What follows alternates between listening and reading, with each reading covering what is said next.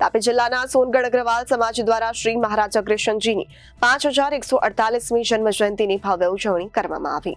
અગ્રબંધુઓ દ્વારા સવારે સોનગઢ અગ્રસન ભવન ખાતે ધ્વજવંદનની મહારાજા અગ્રસનની આરતી કરી જન્મ જયંતિની શરૂઆત કરવામાં આવી.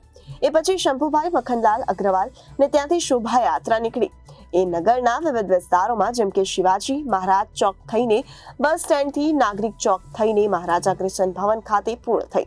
આ શોભાયાત્રાનું સ્વાગત શિવાજી સ્મારક સમિતિ, ભારતીય જનતા પાર્ટી, સોનગઢ નગર નગરપાલિકા દ્વારા અને મેઇન બજારના વેપારીઓ દ્વારા કરવામાં આવ્યું.